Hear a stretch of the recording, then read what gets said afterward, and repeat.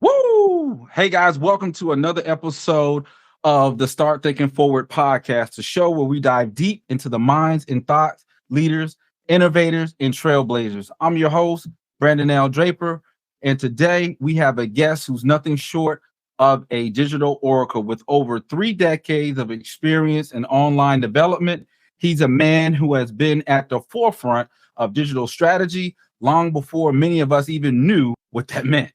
He's an author of the groundbreaking book, Customer Transformation, a roadmap that is a guide to businesses across sectors, being in the financial and healthcare, retail, and nonprofit towards customers' alignment and value creation. He's a former Googler, where he developed transformation programs for Fortune 500 companies, and also a stint at the Fox Broadcasting, bringing storytelling techniques to iconic shows like Glee and American Idol.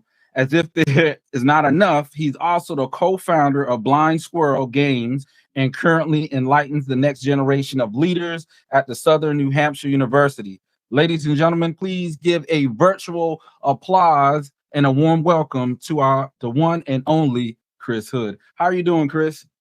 I am doing awesome. Woo!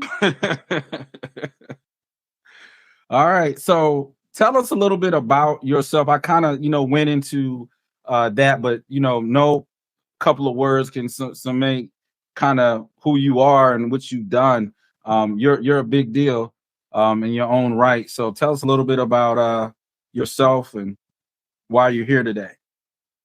Well, I appreciate that. Well, look, I enjoy talking about this as much as working in this space. This is a lifelong passion of mine. It's followed me since my very first job. And, we're going to get into a lot of these topics, not just about digital strategy, but customer centricity. And really, over the course of my career, I've been very blessed and privileged to work with a lot of great brands on different areas of digital strategies, as well as customer success and entertainment. You mentioned movies and TV and video games. And what's great is I can bring all of that passion that I have. Those are my hobbies as well as what I talk about, because we all love a good story and we watch movies, we play video games to escape from the real world. And I kind of bring that perspective into business and how businesses should think about different areas of their organizational culture and how they can bring it all back to the consumer who is engaging with you. It's a lot of really exciting things, and again, I'm just privileged that I've had the chance to really merge all of my passions together into what I do on a daily basis. Okay, so Chris, and I know we're going to talk a little bit about this later on in the show, but I kind of wanted to get it out right now because you've written a book and it's called A Customer Transformation, and I talked a little bit about that in the intro. Can you unpack what that term means and why it's so critical for businesses today? Yeah, customer transformation, if we define it, is a business strategy that helps you to really transform your organization with your culture, your processes, and your technology so that you can align with the ever-evolving needs and aspirations of your customers. So if we were to break that down and really overly simplify it, what this means is that we recognize that your customers first are the ones that are going to be transforming.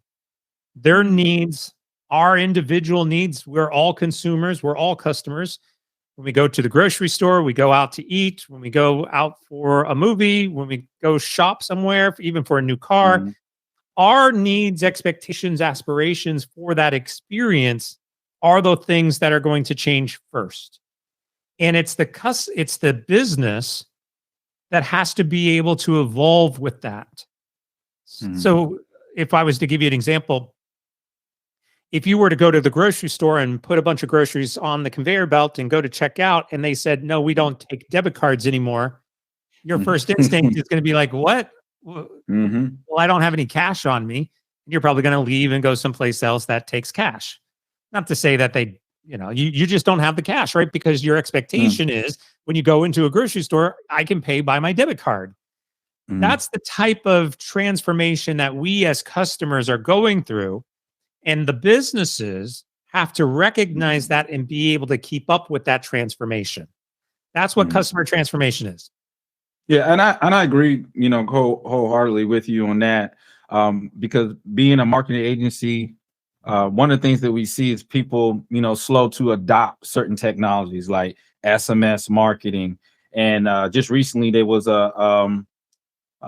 basically you had to go through the certifications and stuff, or they're no longer allowing your SMS to get. So that's another barrier that they put in place. So oftentimes we see small businesses, they feel as if they don't need certain technologies, but like you said, it's like these things are evolving and there's a transformation that's taking place. So if smaller business, SMEs are not seeing the value in these things and not implementing them, I believe that they're going to be way behind when it comes to the customer transformation process, because now customers do not have what we call I call it the UX. Like, everyone's accustomed to doing things a certain way. If you go to Amazon Audible, for instance, so if I was to create a audio book app, it needs to resemble what people are already accustomed to. That's part of that transformation. If I don't offer certain services that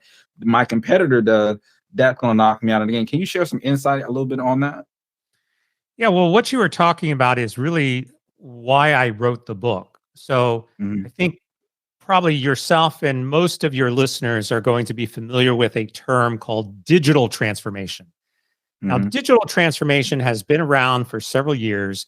The problem is that it's become an overly used buzzword without really recognizing what the true meaning of digital transformation was.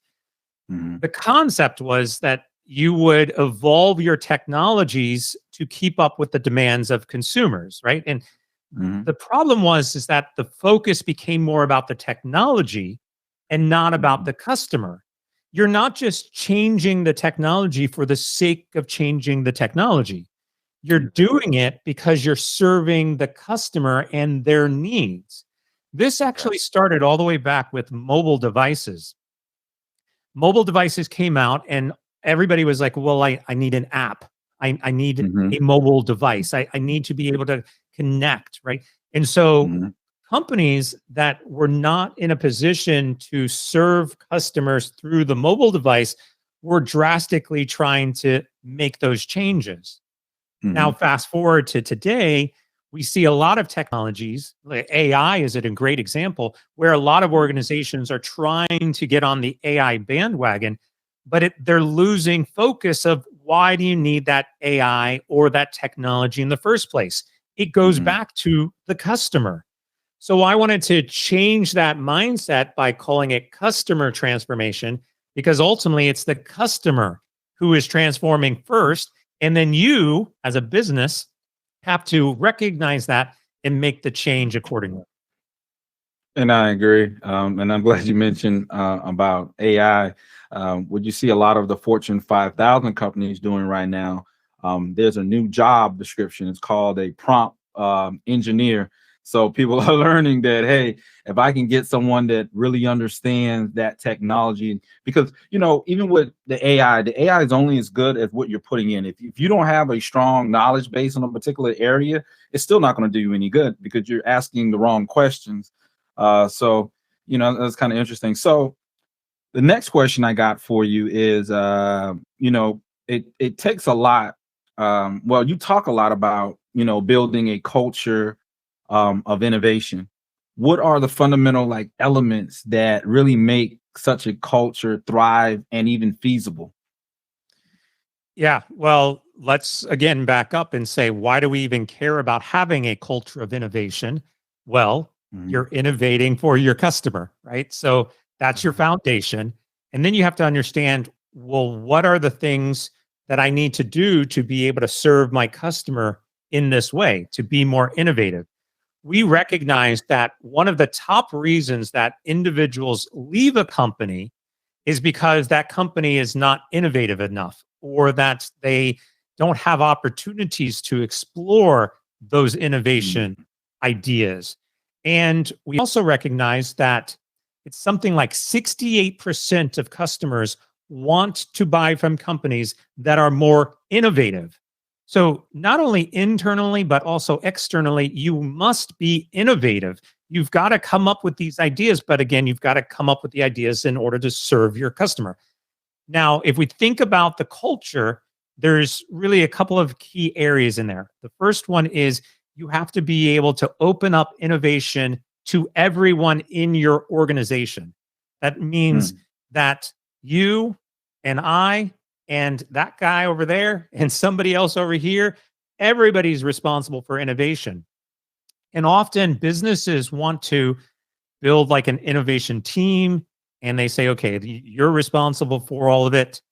And yet somebody comes up with an idea, you don't push them away. You don't look, that's not your job. Go focus on your job. Stay in your swim lane. Like we've got a team who's focused on that. You can't do that. I gave the example of if you've ever used Domino's, Domino's has the pizza tracker now where you can go, you can buy your pizza and you can watch it being baked and made and delivered. That pizza tracker idea actually came from somebody in the test kitchen, because all they were doing was they were trying to track how long it took them to bake and make different types of pizzas. Well, now that idea of a pizza tracker is available in pretty much every single pizza company out there. Pizza Hut does it and Papa John's does it. But the idea came from somebody not on an innovation team. So you have to open that up to everyone. And then you also have to be able to accept failures in the process. So if you came up with an idea and it was an awful idea, I'm not going to fire you because you came up with an awful idea. We have to be able to learn from that. We have to accept the failure, move on, learn from it, adjust, come up with a new idea. And so we get into areas of the culture itself. And I think we've all worked for companies we don't like to work for, where the corporate culture is toxic, where my manager is a bad manager and I don't want to work for them. All of that basically has to be looked at and adjusted, because if you feel unsafe, like I want to share an idea, I've got a great idea, but if you feel like you're going to get shot down or your manager is going to steal the idea and take it for their own, or you're going to get fired if you come up with a bad idea, like all of that is a problem when we think about innovation. All of that has to be removed. So that kind of pivots right on to the next question I have for you, and that's how does the 7-stage strategy serve as a roadmap? If you talk a lot about that for aligning with customers and their evolving needs over time. Yeah. So the book, Customer Transformation, we talked a little bit about what is customer transformation. It's the process by which you have to change your culture and your technologies and your processes. And part of that process is recognizing that you have to stay in touch with what your customers want. And so the 7 stages go across all of the areas of the organization.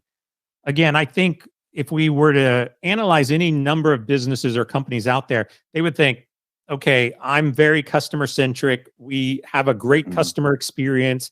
Yes, we recognize the customer journey. Our marketing is customer focused. Like you can see all of those externally facing job roles as being customer focused. However, customer transformation shows that the internal organization has to be just as focused. That means that your HR team has to be customer centric. Your technology team has to be customer centric. Your product, your security, your food services, like anybody that you hire should be customer centric, because the process is not just aligned to one part of the business. And the strategy says, I want to recognize what the customers want, and you ask them, you have dialogue with them, you bring them in, you can do surveys, but look, your CEO should be sitting down with customers and talking to them. So you ask them what they want, and then you figure out what your internal teams think. You can go from the executive levels down. Ask them similar questions. Ask your customer a question about, like, how do you think our support is? Get the response. Ask the internal teams, how do you think our support is? And then you look to see if it's aligned. And if it's not aligned, then you're going to have to make some adjustments to your processes and to your internal team structures, your organization, to make sure that that's more aligned. And the book goes through all 7 stages in terms of how to do that. Okay, so that's kind of interesting finding. So, Chris, if we can pivot a little bit and like kind of move from the macro into maybe even a more micro, and in like let's focus on, like, let's just say smaller business. Let's just say a startup that maybe have 3 core people, 3 co-founders, very small team of maybe 6 to 10 employees. Where would they focus their time and energy based on what you've seen that's been the most successful? Because a lot of what you talked about is it's a major operation. They may be a little bit more mature down that road. So if I'm a smaller startup, because they're sprouting up everywhere, what would I need to focus in? If I'm on the other side of this conversation, hearing us talk, what would you suggest to that smaller startup? What would they need to focus on, and based on what you've seen? Yeah. Well, the first starting point is there's really no difference. Here's the bottom line. A company that has 1 employee has customers. A company that has 100,000 employees has customers. If you do not have customers, you don't have a business. So everything revolves around the customer. Now, there's some benefits to a smaller company. For example, it's a lot easier to find 3, 4, 5 people who all agree, who all have the same vision, who all have the same recognition of the customer is important, that has the same values, that has the same purpose for the organization. That's a lot easier than when you grow a business to thousands of people and trying to align 1,000 different people to the same thought process. So the easy part is getting people aligned internally. The difficult part is still recognizing that the customer is first. Now, we could take a small business and we can say, look, we've got a great idea, and get a lot of people that are behind that idea. But if you've ever watched Shark Tank, there's a whole bunch of people who come on as entrepreneurs with business ideas that really are not good ideas, or their focus is in the wrong area. Why is it that the number one question that the sharks always ask is, well, how much money are you making? Well, how much money you're making is indicative of how many customers you have. And so if you don't have money coming in, then you don't have customers. If you don't have a good product idea, you don't have customers. If you're spending more money on advertising and marketing, you don't have customers, right? All of these things will boil back to that, which is also why, as small entrepreneurs and small businesses, we tend to rely so heavily on, well, I know, it's my idea. My idea is a great idea. My business is a great business. And yet, if you can't answer the question, well, who is your customer? What problem are you solving? Why does it matter to them? Then your idea is not a great idea. Your business is not a great business. So you have to constantly be thinking about that and answering and putting your biases aside, saying, look, it's my company, so I'm biased to what my business is. You've got to change that mindset and say, let me just look at the data. And if the data shows, like, yeah, there's an increase in sales in this area, or our customers don't like this feature of ours, you've got to make the adjustment and remove the emotional bias from that equation. That's the hard part for startups. And I agree. I like, when you put that sauce on it, because it's that idea of, you don't know what your customer wants. Like, I just recently did an interview, and that's exactly what they said, is like, building a product and not really consulting your ideal customer or knowing who they are. and knowing what they need and what they're willing to pay for. Like, hey, what are they willing to divest their money of to give to you to get the service or product you have? And if you don't do that and you just create this product and then you say, here, buy this, and they're like, well, that's not what we're looking for. And I think a lot of people miss out on that, no matter where you're at in that technology stack. If you don't know your client base, or like you said, you have a great idea, or you believe you got a great idea, but you're not making any money, maybe it's not a great idea. If I can market it to people, well, there's other ways. If you don't necessarily have a budget, there's other ways that you could field test it, put it out, and let people get feedback. But if you haven't done those things, it's kind of a hard sell to get in front of a show like Shark Tank and say, hey, invest in my great idea that no one, I don't know if anyone wants it or not, but I believe that they do because I'm great and this is a great idea.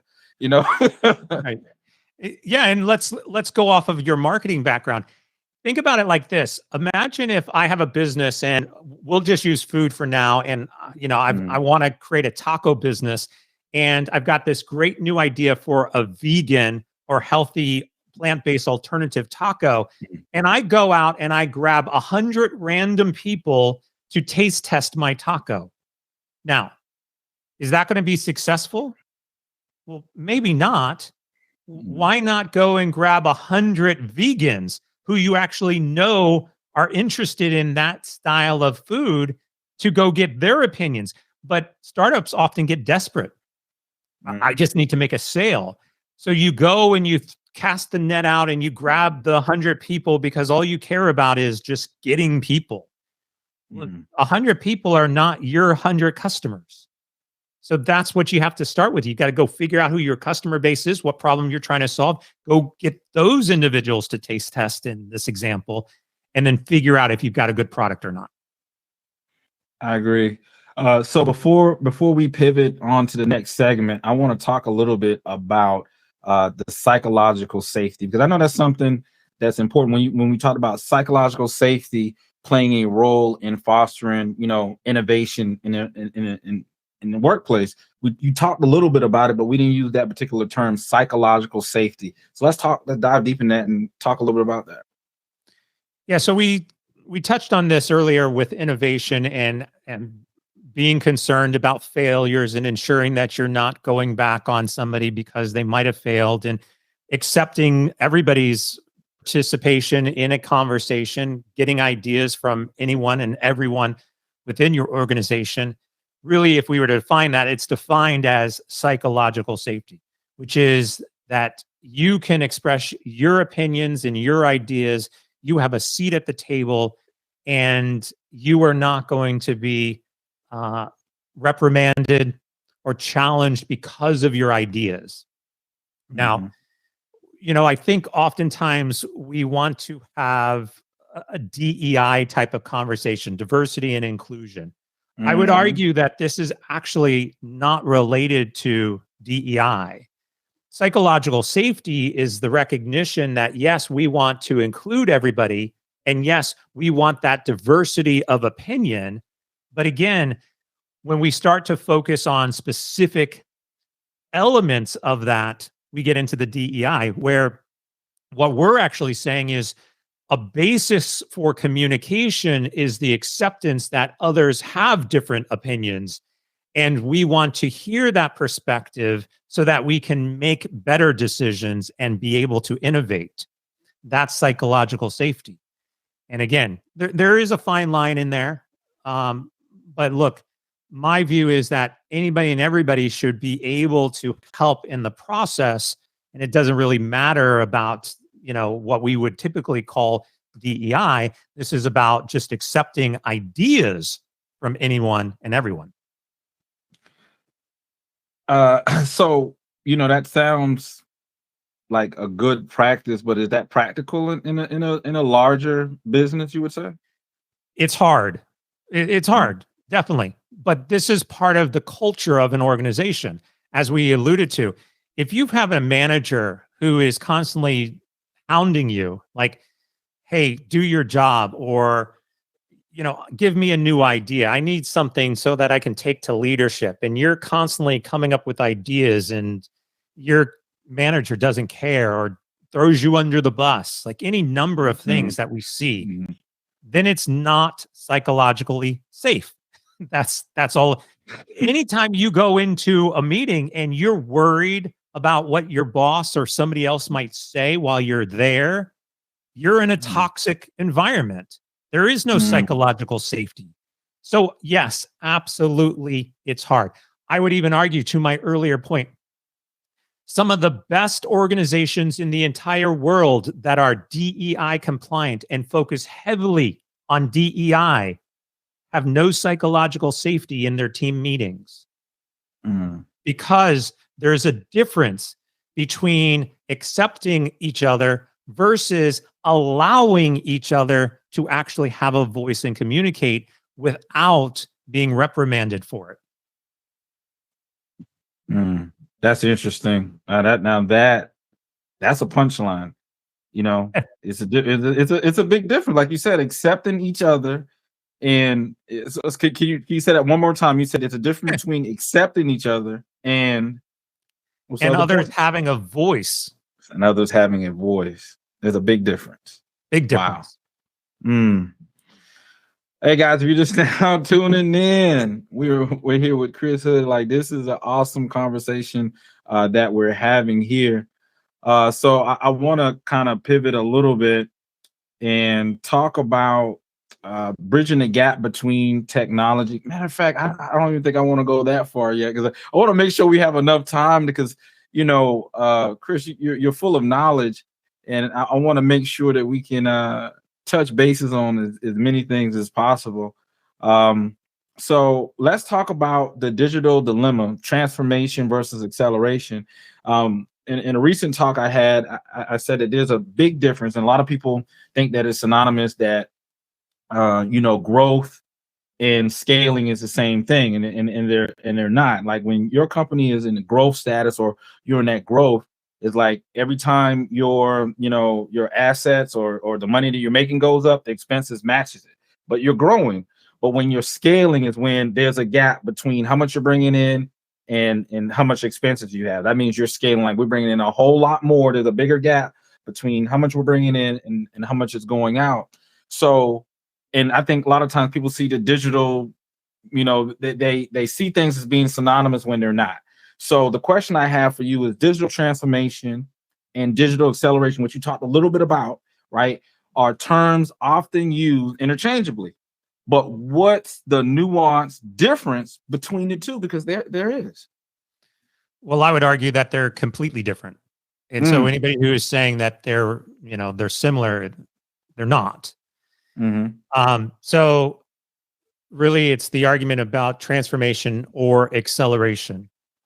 And this, again, still ultimately will go back to the purpose of the transformation or the purpose of the acceleration.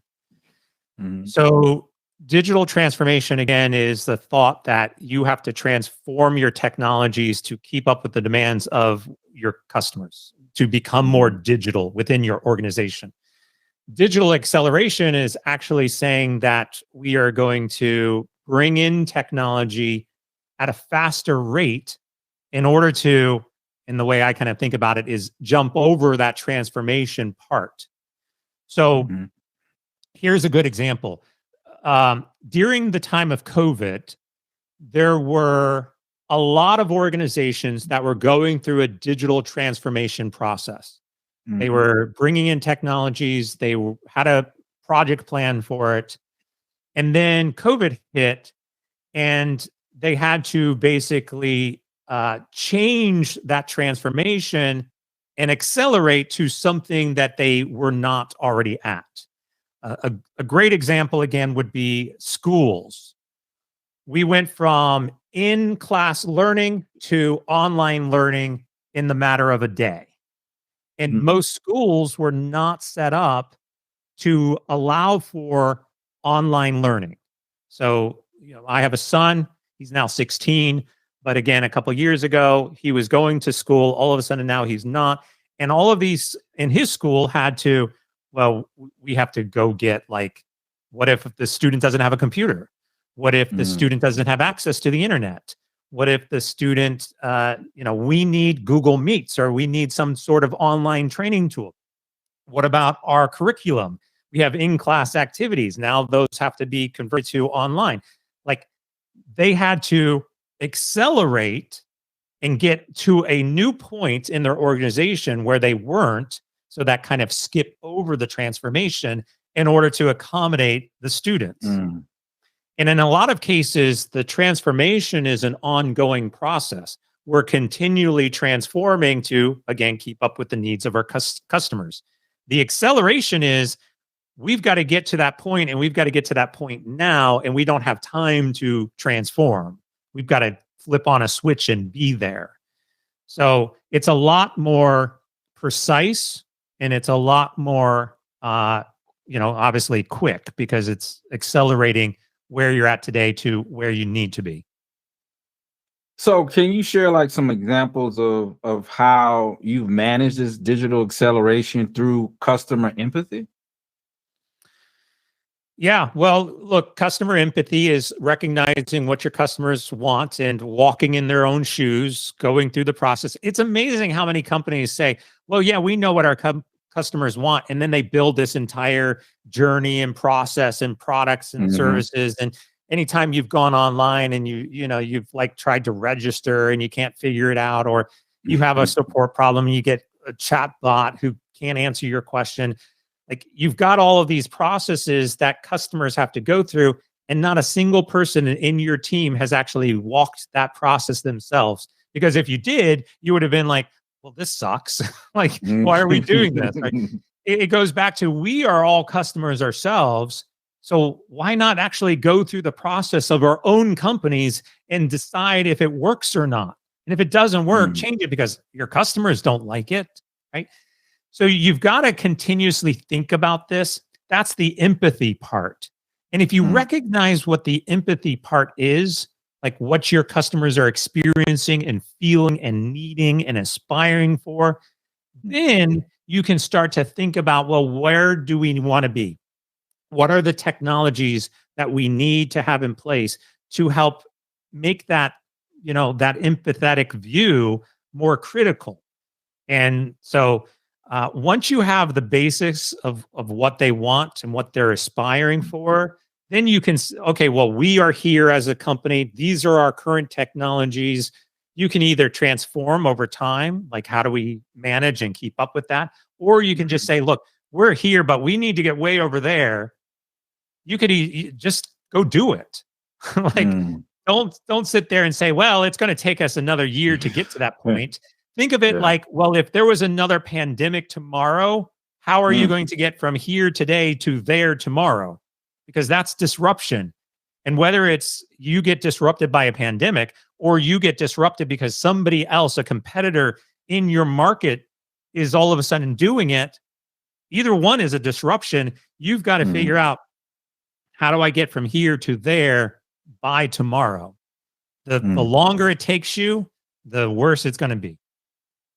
Wow. That's an interesting point. I hope if you're on the other side of this conversation, I hope you're finding insight and taking some copious notes, because this is mind blowing and you're hearing it from an expert. So when we're talking about bridging the gap between technology and business, Chris, you've been instrumental in bridging that gap between technology and building teams. What strategies have you employed to facilitate this? Especially you being a proud, I don't know how many years it was that you worked for Google. So, I mean, that's one of the most innovative companies, I would think, in the world. Yeah, as you're talking about this, a story came to mind. A long time ago, I was working for a company, and I went in and I sat down with a couple of different teams. First, I sat down with the business team and I said, look, what are you doing? What are you focused on? What challenges are you having? I said, well, our biggest challenge is that we want to be innovative. We want to build new technologies.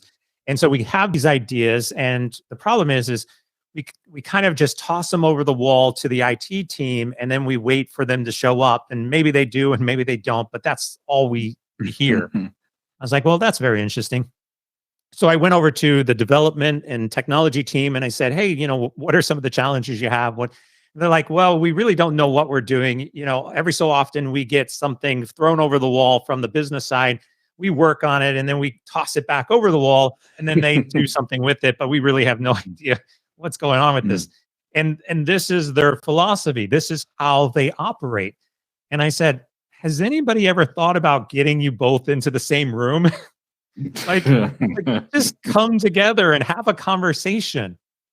Believe it or not, that is really the most simplest way to go about this, is bring the business side and the technology side into the same room, have a conversation about what your goals are, what you need, how you're going to accomplish it, and then execute on that together. Because today, digital customer transformation, as I outline in the book, is about working together. It's about the business and the technology organizations aligned internally and aligned with your customers in order to be successful. If you are not having that conversation, then you are going to have problems. If you're just tossing things over the wall and not validating if they even make sense, it's not working. And all the way back to the AI I was talking about, you don't just build technology for the sake of building technology. The technology has to serve a purpose. There has to be a customer value proposition. And if you recognize that, that's coming from the business, the technology should understand it. That alignment is going to be crucial for your success. Hey guys, if you're just now listening in, tuning in right now, whether that's on YouTube or iHeartRadio right now, we're here with Chris Hood, and he's dropping some insights on how you can, better use the gap between technology and business. So the next question I have for you, Chris, is, and I was thinking about Rick Warren with this question. It says, what is purpose-driven technology? Rick Warren wrote the book, Purpose-Driven Life, Purpose-Driven Church. So what is the purpose-driven technology, and how does it contribute to the alignment in tech and business objectives that, business may have? Yeah, I would say I'm in good company if you're associating it with Rick Warren. That's a privilege.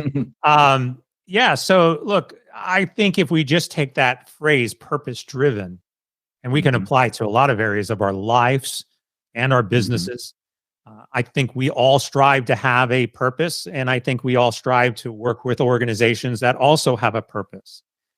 And as I've been talking about, technology must serve a purpose. Now, we could argue that the purpose could have some higher worldly benefits. If we want to talk about like electric vehicles serving the,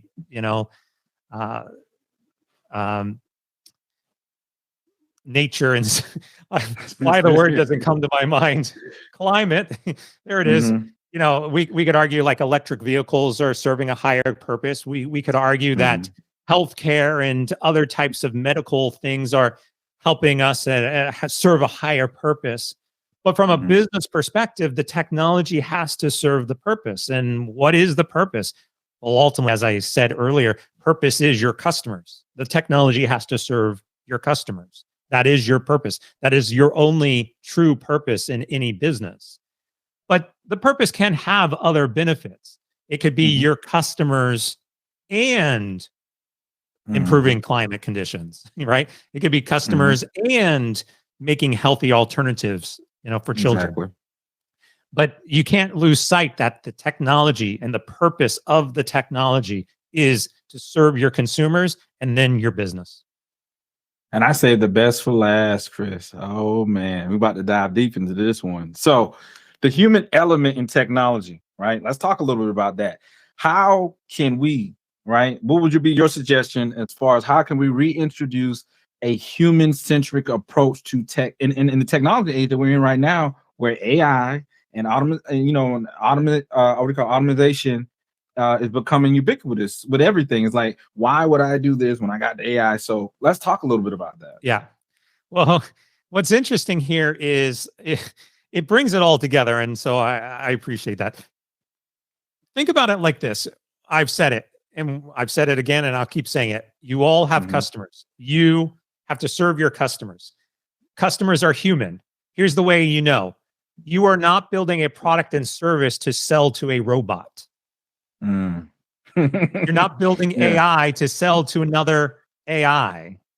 Exactly. ChatGPT's main customer base is not another ChatGPT. It's a human. A human is interacting with it. So the human has to be the focus, the purpose, the area that you are designing for.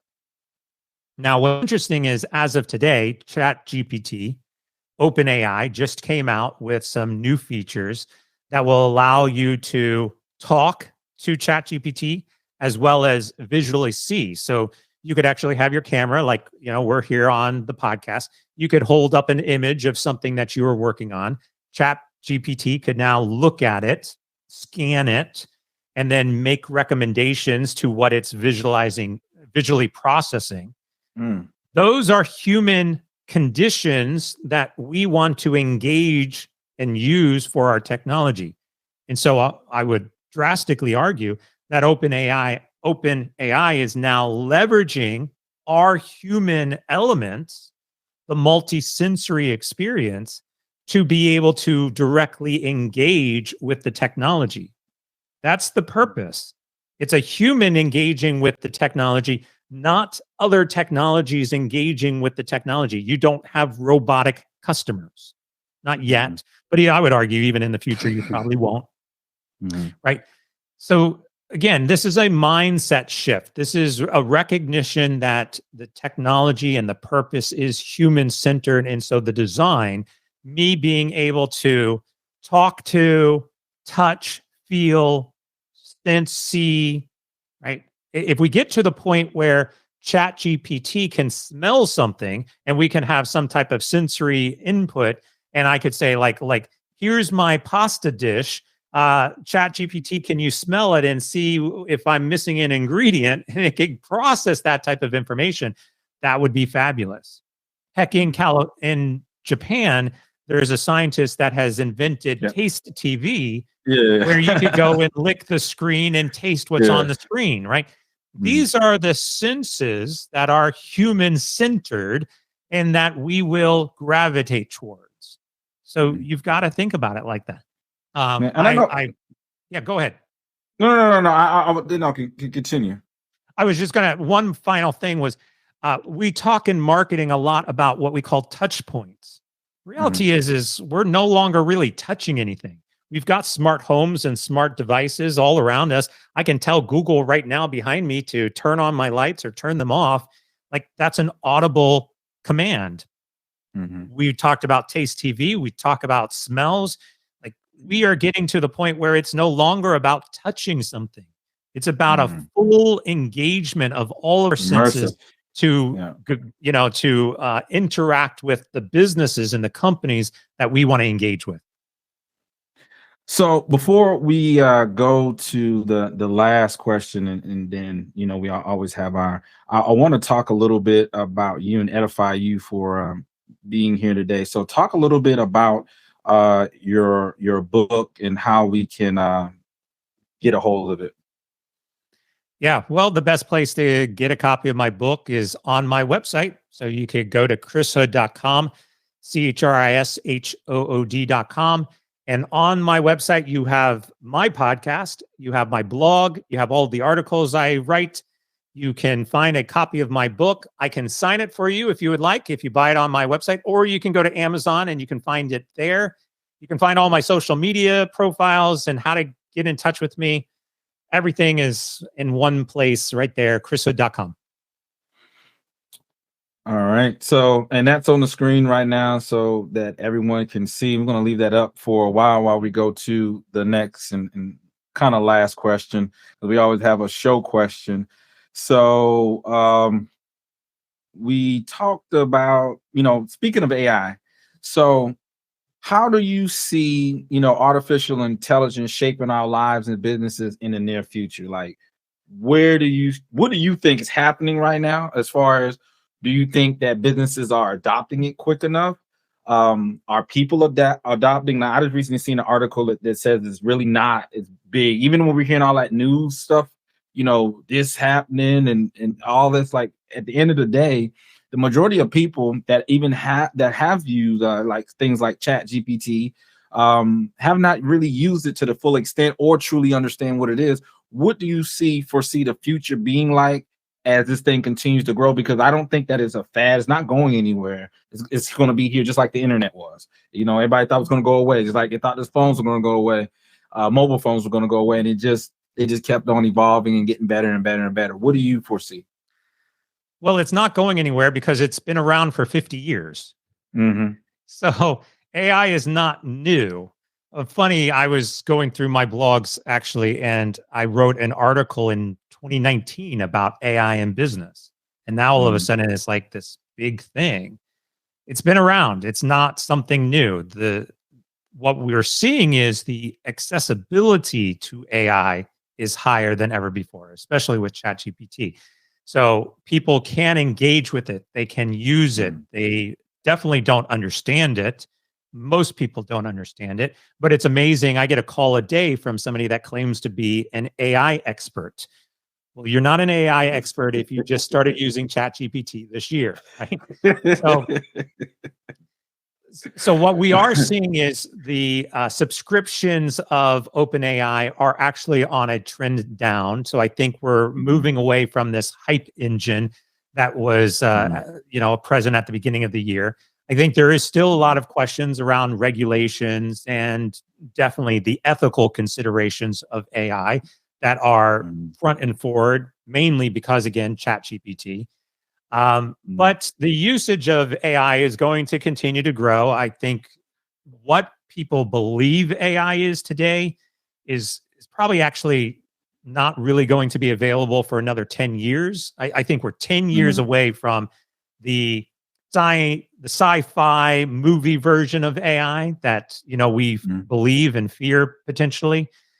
So we still have a little ways to grow it, but I think that is going to, when we talk about digital acceleration, it's definitely going to help us grow. And unfortunately, and I'm just going to be honest, about 90% of the businesses that have blossomed over this year, entrepreneurs included, that is focused on AI are most likely going to go out of business by next year because you don't really have a solid product that is understandable by customers or that really solves a problem for customers. And there's just too many of these businesses that are out there leveraging somebody else's, language, open AI basically. So I agree. Yeah. Yeah, I agree with that. But this is what I will ask you, Chris. Do you think a lot of that's propaganda? Because when we start talking about concern for AI, and I know you probably understand definitely what I'm saying is like even something like Open AI, yeah, it's artificial intelligence, but it's kind of not. It's kind of like really a computer program that's really a bunch of information is fed into it. So when you ask a question, it's just arguing with itself about, and that's not necessarily what artificial intelligence by definition really is. A lot of people don't understand that. Like, that's kind of something different. And like you said, a lot of the companies that are quote unquote basically getting open AIs, API keys and codes and then slapping their name on it and saying, hey, now we are an AI company. Like, yeah, that's not going to work because you're just duplicating something. And you used to work for Google. So, Google Bard is here, way different way of doing things a little bit in comparison to open AI. So that's kind of where when you start the trends is going down. So what do you think about that? Do you think a lot of this is hype propaganda? Because I really don't see any issue with AI than you would with the internet. When the internet first came out, it's dangerous. It's that like there's always going to be protocols and things that can be put in place, but I don't think AI is any dangerous than the internet. I mean, you share your opinion on that. Yeah, well, to your point, I think there's a misunderstanding of what AI is. They look at ChatGPT and they say, "Oh, well, that's AI." Well, yeah, it's AI, it's processing, but absolutely it's data in, data out. So we think about chat bots, right? So you go on for support and you say, "Hi, I need help," and it says, "Well, what do you need help with?" And then you say, whatever. Well, it's been programmed to answer questions, and it's most likely only programmed to answer specific question. So if you ask a question that it doesn't understand, it can't come back with a response, because that's all it is. It's just, I'm asking you a question and it's returning a response. This is why we are all getting frustrated with chatbots, because it doesn't understand what we're really asking for. Then we call up to somebody on the phone and we get into another chatbot cycle, which has been programmed to answer specific questions. I had a conversation with somebody 2 months ago or so, and they said, look, we are going to be investing a lot of money in AI. First question I asked is why? And they couldn't answer it, right? Like, are your customers asking for this? And they're like, no. Well, then why are you doing it? Why are you wasting your time and money and energy into something that your customers don't want? That's the first problem. But as we dove into it, they said, well, we're trying to automate our onboarding process. I said, okay, well, walk me through it. Well, we've got these questions. We're going to ask the questions in a virtual type of chatbot.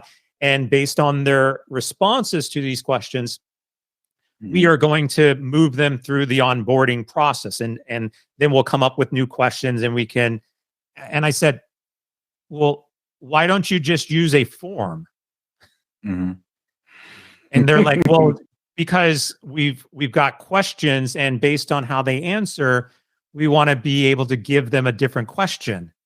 A form can do that. Yeah, with basic logic, like the basic logic. If then do this, if they respond. That's exactly it. Basic form logic can be produced today that says, if this answer, give this question. You don't need AI to do that. So to your point, the belief is that AI is some magical wizard that's going to be. So I concluded that conversation. I said, okay, well, here's what if they ask me a question and I say, the sky is blue today. What's your AI going to do? It's going to ask the same question again. So there's no real logic there. And it goes back to what we've been talking about. You've got to be able to serve your customer, and you can't frustrate them by putting in AI that's not needed. And so this hype, as what we're talking about, is overglorified, which is also why what we know AI is and what we are seeing AI to be today is definitely not aligned. And I think, unfortunately, a lot of people are trying to ride that bandwagon, and they're either going to waste a lot of money or they're going to lose a lot of customers. You said that at the beginning of the conversation. Is like, you want to do things, you want to be different. You want to, add technology, but not just for the sake of doing it. It has to be intentional. And like you said, in that example you gave, like that wasn't intentional. Like, hey, we just want to just throw an AI process in there, which you alluded to, like it's going to complicate, the workflow that you're trying to create. And that's going to create what I call is friction, or another variable for them not to do it. I like, the more variables you put into the equation, the chances that people are going to be able to solve it is the numbers go down. So the easiest frictionless way that you can do it, not just, I'm just going to put AI into this process, which I don't know. So that's why I need to hire people like you, Chris, hire people like myself to really give them that insight into what they need in order to take their business to the next level. The last question I have for you is a question I ask all guests. What is it that you want to be remembered for, and why, Chris? Ooh, I don't know. That's a good question. Look, I feel that I have some great ideas and interesting philosophies, and I've got a creative side that I think ultimately I want to help organizations be successful. For all of the companies I've ever worked for, I love going back and saying, I had something to do with that. The recognition on the flip side maybe is fine. But I just like knowing that, like, hey, I had a part in that in some way. So maybe at some point in time, the recognition that I was involved with a lot of different, innovations and opportunities, be known as an inventor, maybe, I don't know. But definitely the philosophies and, I'm I'm grateful that I was able to get a book out because, that's kind of permanent, out there in the world. So maybe somebody in 100 years will still find it relevant. Who knows? Yeah. Let's throw that up on the screen again for you, Chris. Please go check out that book. It's something that you don't want to miss. Chris, talk about that again real quick before we wrap it up. Yeah. Customer transformation. It's a 7-stage strategy for business alignment and customer alignment to generate incredible value for your organization. It's good for any leader who has a new business, a startup, all the way up to a CEO of a big company that is struggling to understand who their customers are and how to align with them. 7 stages, we'll walk you through it. And at the end, there's actually an assessment. There's a free assessment now that you can log in to and take and see where you are within your organization and how aligned you currently are. And then I provide you with a roadmap that gives you recommendations on what your next step should be. So, yeah, pick it up. Woo! What an electrifying journey that we've been on today, from understanding the essence of customer transformation to diving into the nuances of digital acceleration. Chris, you've definitely given us a masterclass today in aligning technology with business and human needs. If you're inspired as I am today, make sure to check out his book, Customer Transformation, and tune into the Chris Hood Digital Show for invaluable insight. So a big thanks again, Chris, for your wisdom today. And thanks everyone for tuning in. And hey guys, I encourage you, no matter what stage of business that you're in right now, just keep on thinking forward no matter what. And once again, thank you so much, Chris. And until next time, we'll talk to you later. Bye-bye.